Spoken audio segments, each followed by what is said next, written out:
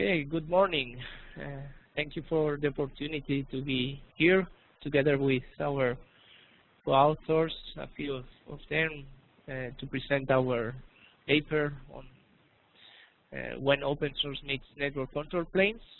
I'm Christian Rothenberg, professor of University of Campinas. My pleasure to be here together with Roy Shua from SDN Central and WireTap Ventures and Thomas Nadeo from Brocade. How are you guys? We're good, thank you. Okay. Thank you. Good. Yeah, thank you for joining us in this conversation. So, if our other co-authors of this work include Josh Bailey from Google, Martin Winter from NetEase, and Carlos from the University of Fluminense, here also from Brazil, and Professor Sidney, and also Marcos Salvador from the Lenovo Innovation Center. These people shared the ideas of the potential that open source may bring to the networking scene. This is what we are going to briefly discuss in this video, and the details you can find in the paper. So if we move to our first figure, which is also in the introduction of our paper, we see how traditional networks with the fully distributed control planes are being questioned by the so-called software-defined networking paradigm and the centralization of some of the control plane functions. And at this point is where the emergence of an SDN stack with a number of open source components appears to fool and change the dynamics of how you may build and operate networks. So I would like to ask Tom, you have written a book also just around the many phases of SDN. How would you present in a simple way SDN and the role of open source to our I think SDN really accelerated because of open source. And this sort of gets into some of the slides we have later about sort of standardization and how that's evolved, also with the sort of large, wide-scale adoption of open source. But in general, what it's done is it's accelerated the collaboration and which has also accelerated the actual development of reference implementations of things. And so it's allowed people to quickly collaborate, try things, and quickly abandon them if they don't work out. And then it's also allowed them to quickly share things, which and we'll talk about this a little later. One of the great examples of this is Open Daylight, where that project, people decided a lot of the things that were in the base of an SDN controller were not really sort of secret sauce for any companies, and so it's better to just collaborate and build a platform and get that out there, and then innovate on top of that platform. And that's another good example of sort of how those things have gone hand in hand. And at the end, there is often the talk about dividing, introducing APIs, the so-called Southbound APIs, to talk with the networking devices, with RouteFlow being one of the most known protocols, and also the northbound APIs. So similarly to operating systems and computer science, are these top-level APIs where the actual applications should be built. Roy, you have been following a little bit these discussions on standardization of APIs and the multiple Southbound APIs that are appearing in parallel to RouteFlow. How do you see this evolving? Are we at the beginning or at the middle or somewhere towards? At which point would you describe that we are in this evolving scenario? Sure, Christian. So I think, what I would say is that I would say we're at the beginning. I think historically, if you look at the way that sort of ecosystems or frameworks develop, there tends to be usually, one or two initial implementations or proponents that back one or two protocols, and then as the rest of the field get in, you'll see more protocols being applied, and once again, you'll see different flavors, you'll see new proposed protocols, you'll see people taking in existing protocols or historical protocols and adapting them to the need. And so, as you said, early on in SDN, we had OpenFlow as one of the the most supported, or the one that had the most focus around it. And then, what happened is both the academic community and the market jumped in. And so on the Southbound side, things like, NetConf, which had been around for some time, SNMP, which has been around for a long time, as well as configuration protocols like OVSDB, to I2RS, which is under active development in ITF, all coming in and being, touted as a potential, Southbound, including some things like, Cisco's proposed OpFlax that they're pushing, currently proprietary, but trying to be pushed into ITF. And so I think we're still early yet. I think you'll see a lot more back and forth and discussions before the day is done. And on the other side of the equation, on the northbound side, it's definitely early. Most of the northbounds are proprietary or tied to specific controllers, at least in the early days.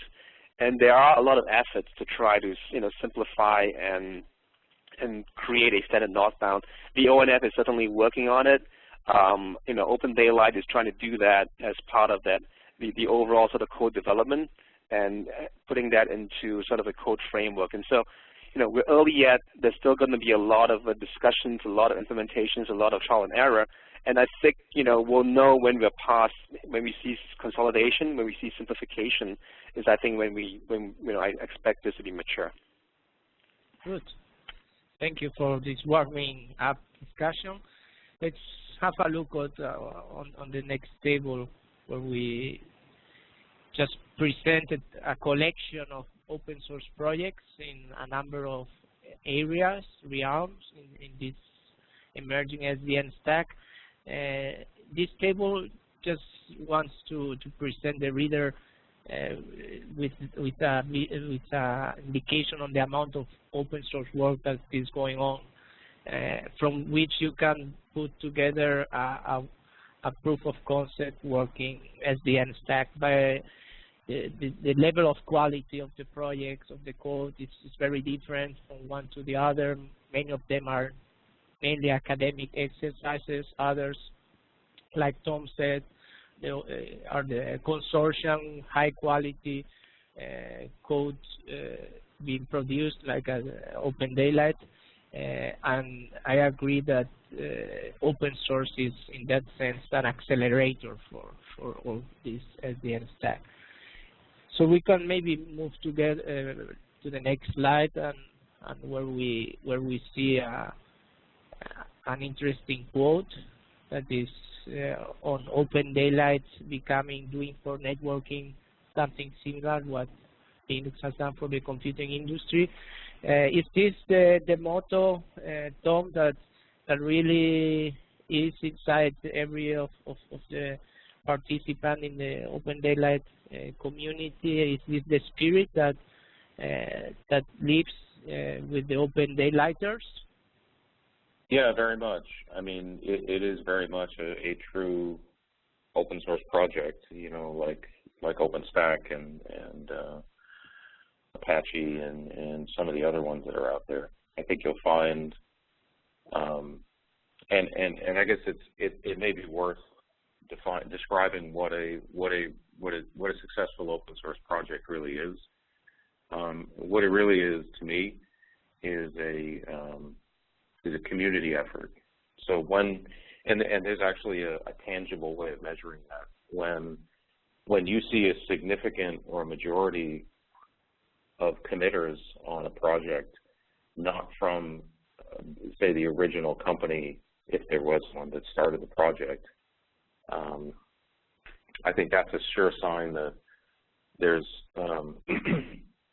there's significant diversity in the community, and that it is really a community project versus there are some examples out there of proprietary, corporate projects that they thought, well, we'll give the source code away, we'll put the source code out there on GitHub or something for free, and that is not an open source project. That is just giving your code away. What an open source project is when a community forms around that code or some code and continues to iterate on it actively. And I think that's very, very much in evidence right now in Open Daylight, and I think you'll see that. Excuse me. I think you'll see that in the release, which is going to be coming out in a couple of months. Very good. Very interesting to see. There were many doubts, I guess, when the project started, and many would question whether big players in the industry would like to play together.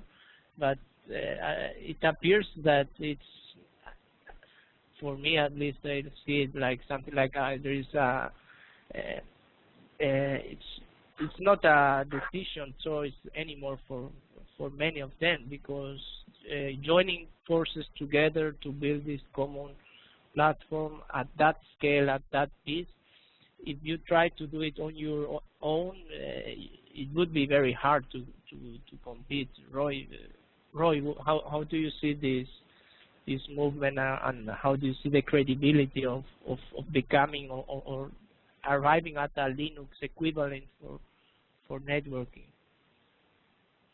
I think you're absolutely right there, which is that, on each of their own vendors, or even other organizations, universities, service providers and the like, I think if everyone tried to do their own, you are correct.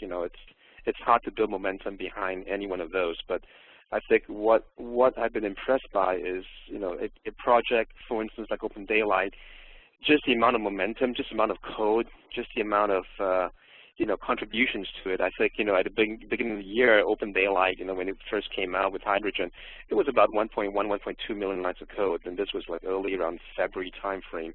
And now, fast forward, just 6 months, a little over 6 months later, we're at over 1.8 million lines of code. And so, on one hand, you can say, hey, look, that's unwieldy, but what I've seen is that, the vendors and the team members in Open Daylight and the steering committee has been working very hard to keep the project in a manageable form, with modularization and different flavors, and making sure that there's continuous integration and testing. And so I think just the momentum behind that, I think it's valuable. I mean, 1.8 million lines of code is, there is a lot of intellectual property there, a lot of value there, and I think, everyone is seeing that, as you said, there is more value in contributing and backing one asset than there is there is doing things on their own. But I would say that there is still a lot of innovation left in SDN. And on one hand, you can have a sort of big framework, and you're right. That could be the Linux, where there's many different flavors, or maybe distributions, and I'm sure we're going to see some variations of that. And on the other hand, I'm sure there's still some small group working in the background, writing the sort of the microkernel, the mock kernel version of SDN, and I think there's room for many players still in the space, and I think that's what I'm excited about, and that's what I think will drive innovation. Let's see, how it plays out. Let's try to discuss now, if we move forward, to potential impacts on open source and SDN together towards the path of standards, the traditional standardization or development organizations like IETF or IEEE, SDN, OpenFlow, and the ONF body emerge as a way of building standards in a different way, driven by the users. I know this is a very sensitive topic, whether SDN and OpenFlow and the like, and even Open Daylight are appearing as different paths towards standardization, and different people have different views. We have tried to put in the table a comparison on how actually SDN and open source may accelerate the standardization and change the path. I would like to hear from you. What would you raise out of this discussion? Maybe we start by Tom. What is your take on this? Really, I don't think they're really competing. I mean, my company and other companies have all implemented OpenFlow in one way or another. I mean, I don't think that's so controversial. And then in terms of Open Daylight, I mean, Open Daylight implements OpenFlow and OpenFlow controller is one of the many Southbound protocols that it speaks.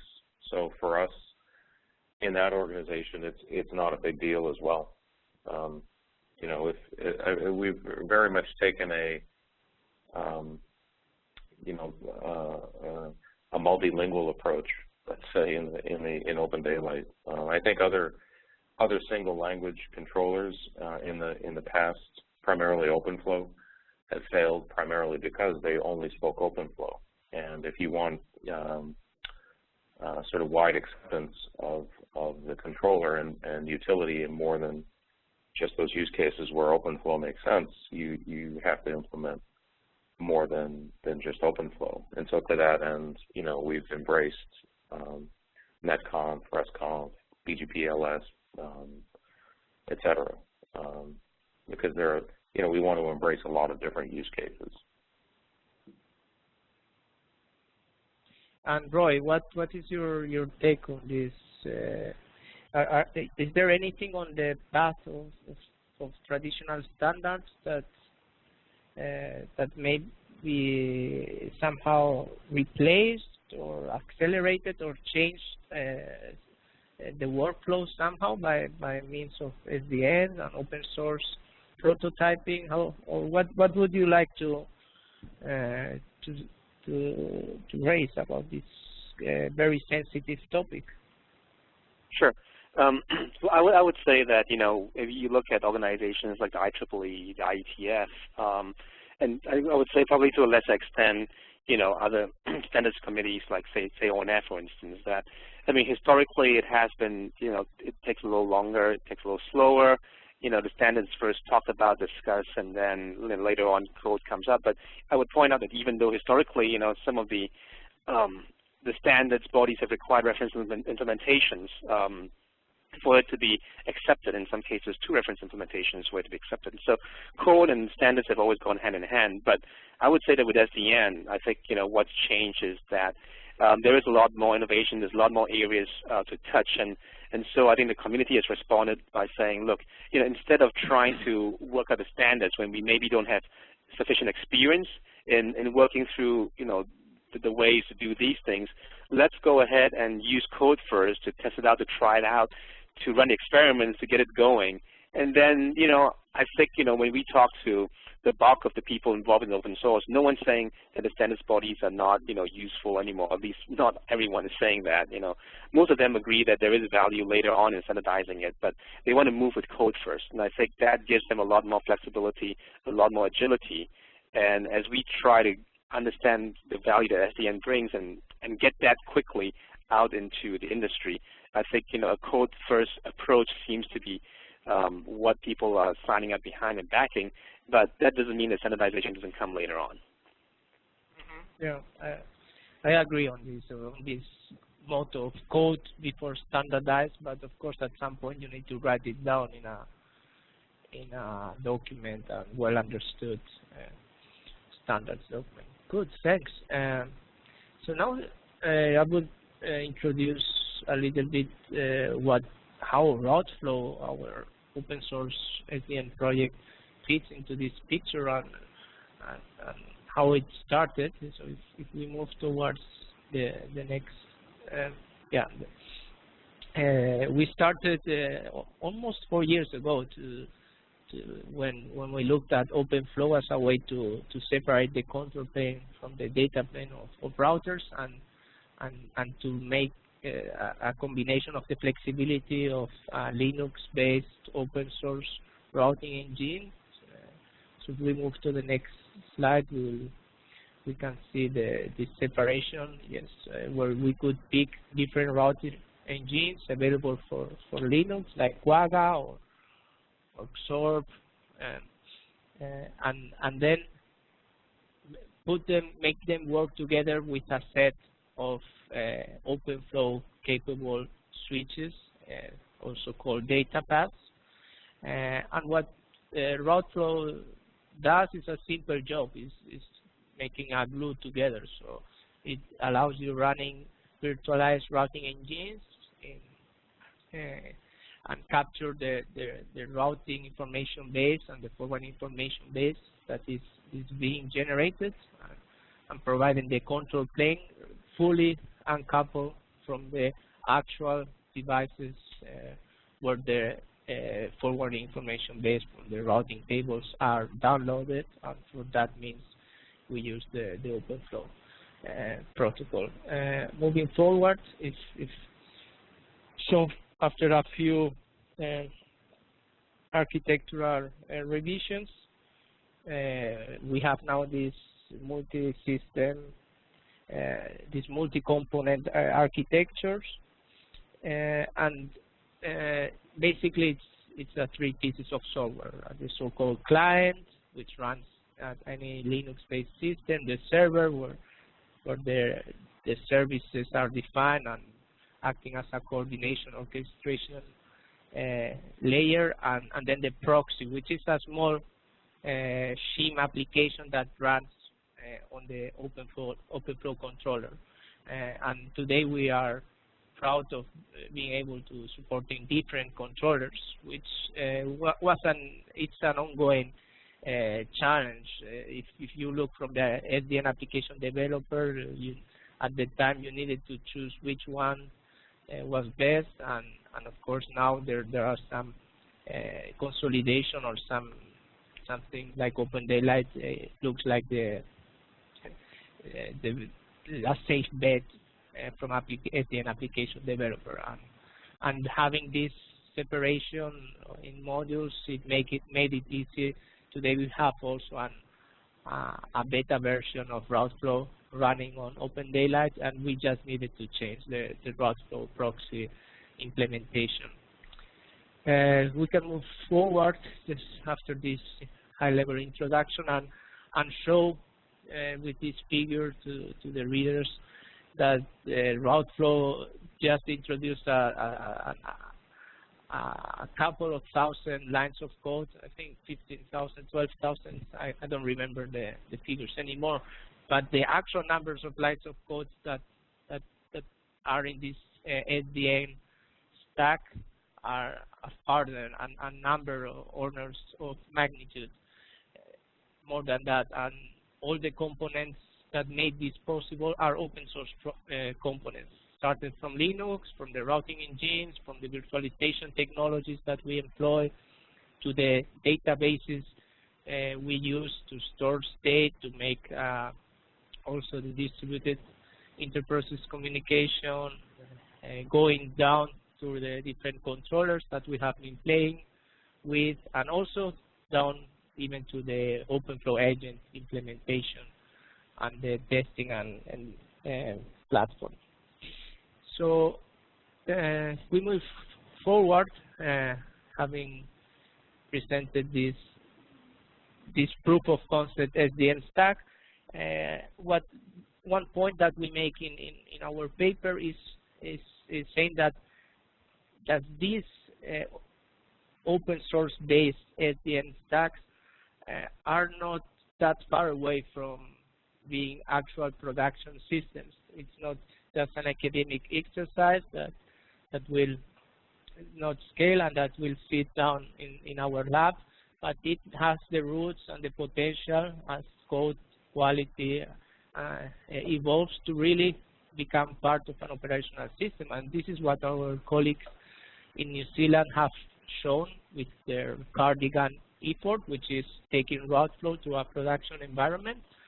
And it's been now over 1 year live at an internet exchange, modest-sized internet exchange, and implementing a virtual router, an aggregated router based on 2 OpenFlow switches sitting in different buildings, but appearing to their peers in the Internet Exchange as a legacy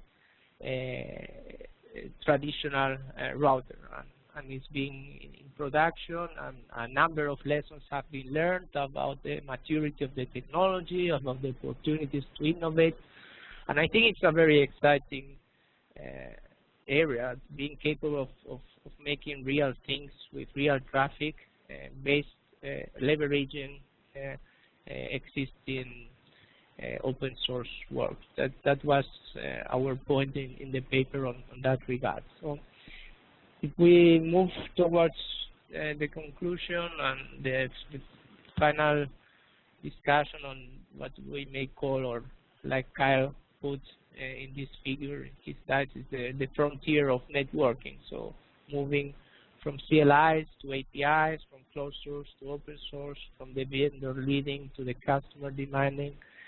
I would love to hear your final thoughts on what we have been discussed and how this new frontier of networking appears to you. Tom, what are your final thoughts you want us to share? Yeah, I think this slide actually sums up very much kind of the state of the art right now. Very much we're moving from proprietary command line interfaces to not just APIs, but application-friendly APIs. Those are RESTful APIs, things like RESTconf. Again, we're moving from closed source to open source. We talked about that a lot on this session, and I think that's really the future of software engineering, not just in networking, but in the application space. It allows companies to differentiate while still not having to reinvent the wheel every time. And not just companies, and we're seeing this inside of my company now, where different business units used to have to basically rebuild the same sort of 80% of the infrastructure that they would have to build that's common between, say, 2 different applications. Now, you can share that more easily, and that's the same analogy across companies.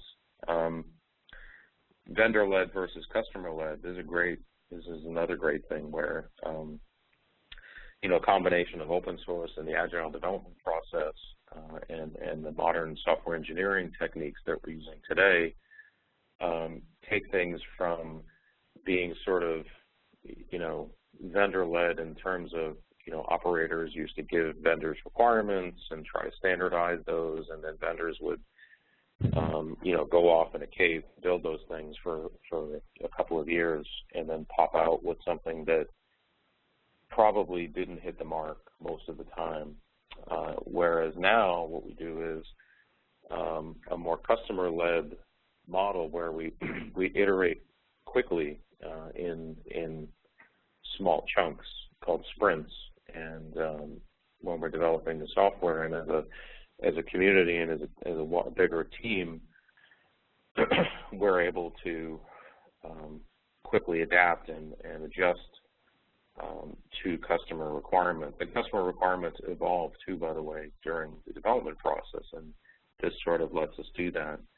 And then all the while, while that common open source code is doing that, you can also do that internally and still consume that same code and enjoy the benefits. And then finally, this for classic network appliances, this is something the classic network vendors, including the company which I work for, is grappling with today. And we're actually very much embracing not just network function virtualization, but network appliance virtualization, virtual routers, virtual firewalls, and things, and then also working to chain those things together. And I think what you're finding there is a transformation of the industry, which is happening in the network space now, which is very analogous to what happened in CPU virtualization, which started, say 8 years ago. with VMware and that sort of stuff. And you're seeing that same sort of transformation, and you're seeing the same sort of accelerated innovation happen also in that space, which is also very fascinating. So I think you know, there's a lot of cool stuff going on, and you know, I'm glad I'm working on it because it's super interesting stuff.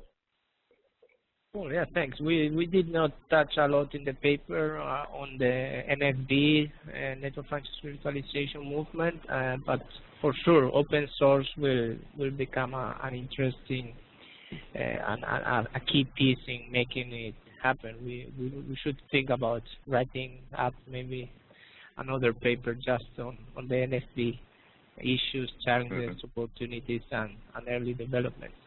So, Roy, what are your final thoughts on this frontier of networking? I think it's exciting. I think, you know, we're seeing networking move from sort of single-use, fixed-use devices into general computing devices. And you could look at, you know, historically, you say, hey, a calculator was a computer, but it was fixed use, one thing only. And then look what happened when the PC with, you know, spreadsheets and the like, and just, you know, the sort of mind-blowing scale you can get. Or if you look at fixed function devices like gaming devices, and then, you know, as PCs got much better, or even, you know, mobile phones got much better in terms of, you know, compute, graphics, and all that, you know, now you see a new ecosystem opening up, and you see what, you know, what new things can be possible, you know, like, you know, all the massive multiplayer games and all that. And so I think likewise in networking, we are seeing, you know, potentially something as big and as, you know, as Tom says, as dramatic transformation, right, within networking, where we've gone from sort of fixed use, you know, switches and, you know, historically sort of hubs, fixed, you know, switches, routers, you know, fixed use, one use type devices, into more general purpose, because, you know, right now the x86 or ARM platforms or any general compute platforms has a lot of processing capability and flexibility that enables it to, you know, perform just as well, in some cases even better, than sort of the you know, the one use or single use or dedicated use appliances of the past. So I think, you know, we could be seeing a lot of transformation, a lot of new ideas, a lot of convergence between compute, storage, and networking, which I think we're just at the tip of it. So you know, I think it's really exciting. Cool. Yeah, thank you guys for this nice conversation. I hope people that have seen the video online at Actually Computer are still willing to read the other details in the paper. And thank you all for your participation. You're welcome.